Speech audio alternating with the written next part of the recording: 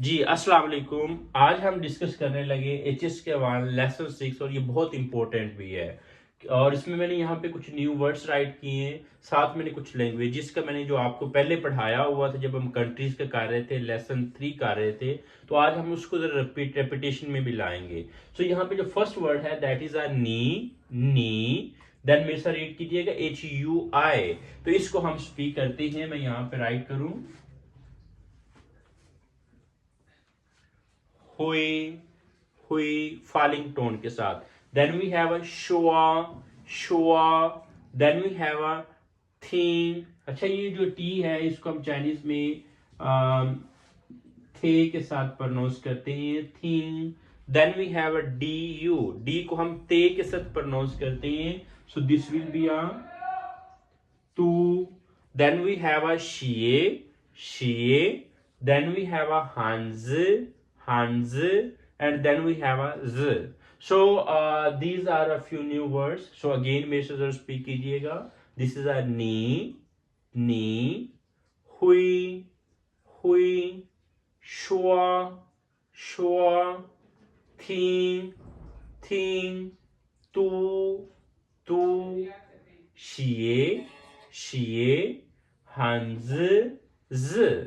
Okay, perfect. So next देखते हैं, यहाँ पे कुछ लैंग्वेजेस का भी मैंने आपको करवाना था। मैं यहाँ पे कुछ लैंग्वेजेस राइट करता हूँ, ये बहुत इंपॉर्टेंट भी है। सो फर्स्ट हमारे पास जो लैंग्वेज है that is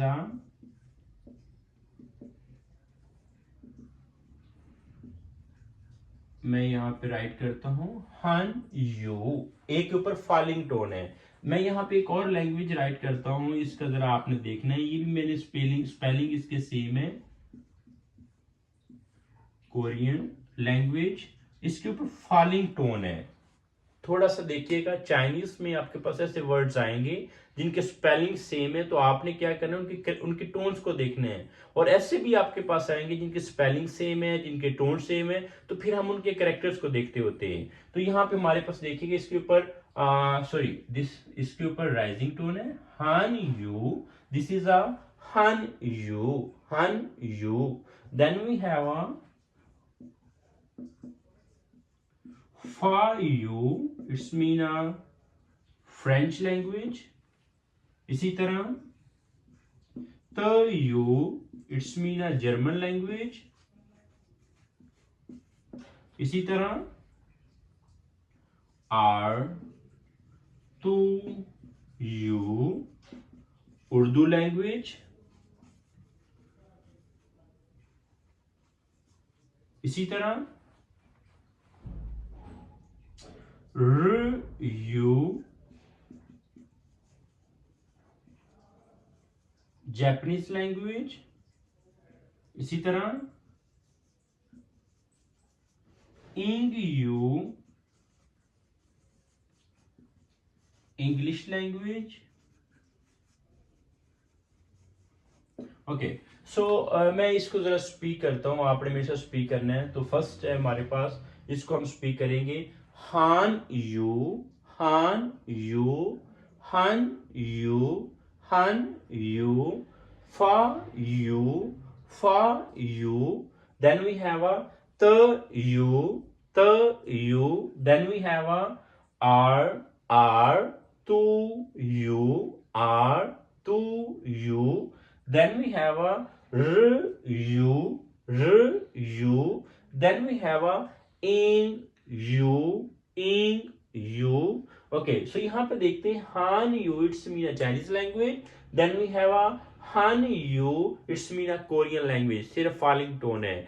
Then we have a Fa you, it's mean a French language. आपको याद होगा, हमने जब फ्रांस का पढ़ा था, कंट्री का नेम, तो हमने पढ़ा था फा कोआ, तो वहां से वो फा वाला आया है, for you. Then we have a the you, German language, to you, Urdu language, ru you, Japanese language, ing you, English language. अब जो मेरे इंडिया से स्टूडेंट हैं या बांग्लादेश से या डिफरेंट कंट्री से, तो what you have to do, you have to write on your language. आपने कमेंट सेक्शन में मुझे मेंशन करना है और उसका आपने एक सेंटेंस एटलीस्ट बनाना है। सो इसको आपने जरा देखना है। सो यहाँ पे हमारे पास जो न्यू वर्ड्स है, मैं उसको भी जरा ट्रांसलेट कर देता हूँ। नी, नी मीन यू, हुई, हुई मीन कैन, रिमेंबर रखिएगा, हम कैन इंग्लिश में भी यूज करते हैं जब हमने कोई पॉसिबिलिटी बतानी हो, अपनी एबिलिटी बतानी। For example I say I can speak Chinese language, या I can speak French language, या I can cook Chinese food, I can read the Chinese book,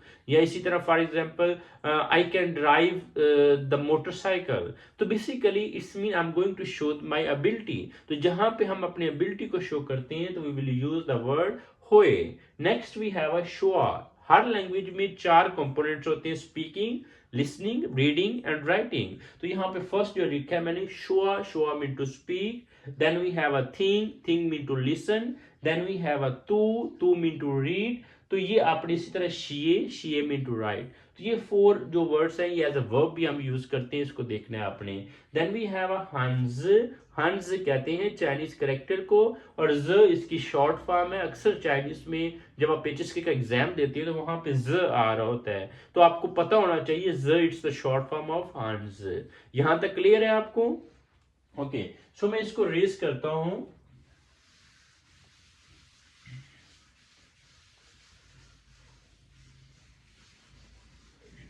मैं यहां पे एक सेंटेंस राइट करने लगा हूं, आपने ट्रांसलेट करना है।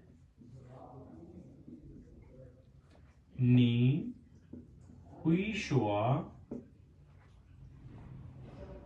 नी हुई शुआ, इसकी ट्रांसलेशन क्या होगी? अगर मैं इसको सिंपली ट्रांसलेट करूं तो इसकी ट्रांसलेशन ये होगी, यू कैन स्पीक, ऐसे। इसी तरह मैं यहां पे राइट करूं, फॉर एग्जाम्पल मैं यहां पे राइट करता हूं एक और सेंटेंस। मैं कहता हूं था हुई शुआ, तो फिर इसकी ट्रांसलेशन क्या होगी? इसकी ट्रांसलेशन होगी, he or she can speak। आगे मैं यहां पे ऐड कर देता हूं कोई भी लैंग्वेज। फॉर एग्जांपल मैं यहां पे कहता हूं फॉर यू, तो फिर क्या इसकी ट्रांसलेशन होगी? You can speak French language. अगर मैं यहां पे राइट करता हूं, मैं कहता हूं था हुई शुआ इंग यू, तो फिर इसकी ट्रांसलेशन क्या होगी? he or she can speak English language। Clear है यहां तक? अब मैंने इसको क्वेश्चन बनाना है, तो हमने पढ़ा है अगर हमने किसी को क्वेश्चन बनाना हो तो हम सिंपली अगर एंड पे माँ ऐड कर दें तो वो क्वेश्चन में चेंज हो जाता है। इसी तरह मैं यहाँ पे माँ ऐड करता हूं, तो अब हम इसकी ट्रांसलेशन जरा करते हैं। तो क्या ट्रांसलेशन होगी? ट्रांसलेशन होगी, नी हुई शुआ फा युमा, नी हुई शुआ फा युमा। फिर इसकी ट्रांसलेशन क्या होगी? Can you speak French language. इसी तरह यहाँ पे देखिएगा, मैं लिखा था हुई शुआ इंग यूमा, था हुई शुआ इंग यूमा इज शी ही और she can speak English language. तो हम इसको जरा रिस्पॉन्ड करते हैं आंसर को। मैं यहाँ पे इसका आंसर राइट करता हूँ और आपने इसको अंडरस्टैंड करना है। मैं इसका आंसर राइट करता हूँ जी। नी का आंसर हमेशा क्या होगा? हमने पढ़ा नी मीन यू, तो आंसर होगा वा। तो मैं कहूंगा वा हुई शुआ I can speak for you French language. यहां तक क्लियर है? इसी तरह if I say I can not speak English language, तो मैं आंसर करूंगा, मैं कहूंगा था पू हुई शुआ in you, he or she cannot speak French language, cannot speak Chinese English language। तो ये आपने जरा देखना है, इट्स द मोस्ट इंपॉर्टेंट कि हमने अगर नेगेटिव करना है तो हुई से पहले आप पू ऐड कर देंगे। एक और ग्रामेटिकल पॉइंट है, मैंने जो आपको टोन्स जब करवा रहा था वहां पे मेंशन भी किया है कि अगर पू के ऊपर, जैसे पू के ऊपर बेसिकली जो टोन है वो ये होती है, अगर इसके बाद जो वर्ड है और उसके ऊपर फोर्थ टोन मौजूद हो तो ग्रामर का रूल ये कहता है कि पू की जो टोन है वो राइजिंग में चेंज हो जाती है। तो सेम एज मैंने यहाँ पे देखा होगा, मैंने पू के ऊपर राइजिंग टोन मार्क की है, वापू हुई शुआ इंग यू। अब मेरे साथ स्पीक कीजिएगा, इसको कैसे स्पीक करेंगे हम? नी नी हुई शुआ नी हुई शुआ, नी हुई शुआ फा यूमा, नी हुई शुआ फा यूमा। Very good. मिस्टर रीड करें, वा हुई शुआ फा you. Okay, next mister read कीजिएगा, था हुई शुआ इंग यूमा, था हुई शुआ इंग यूमा। तो आंसर क्या होगा? था का आंसर हमेशा क्या होता है? था होता है। था पू हुई शुआ इंग यू, ही और she can not speak English language. I hope यहां तक आपको क्लैरिटी मिली होगी। सो इसी तरह मैं यहाँ पे एक और सेंटेंस राइट करता हूं।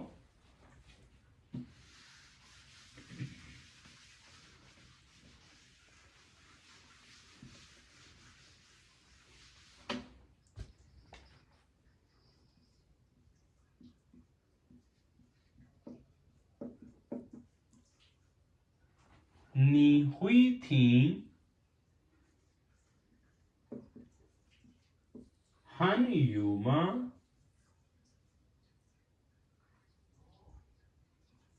你会听汉语吗？ Can you speak? Can you listen Chinese language? अच्छा, यहाँ से मेरे माइंड में वो क्वेश्चन आ रहा है, अभी मेरे माइंड में आया है कि जब मैंने आपको कोरियन लैंग्वेज का बताया था, सो थोड़ा सा देखिएगा, जब मैंने कोरियन लैंग्वेज का बताया था सॉरी, तो उसके ऊपर ये राइजिंग टोन आती है, कोरियन के ऊपर राइजिंग टोन आती है, और जो चाइनीज है इसके ऊपर ए के ऊपर फॉलिंग टोन आती है। तो ये जरा आपने उसको करेक्ट कर लेने हैं। सो यहाँ पे नी हुई थी हन यूमा, can you listen the Chinese language? If I can listen Chinese language I will say वा हुई थी हन you, I can listen Chinese language. इसी तरह एक और सेंटेंस बनाता हूं, मैं कहता हूं नी पापा हुई शिए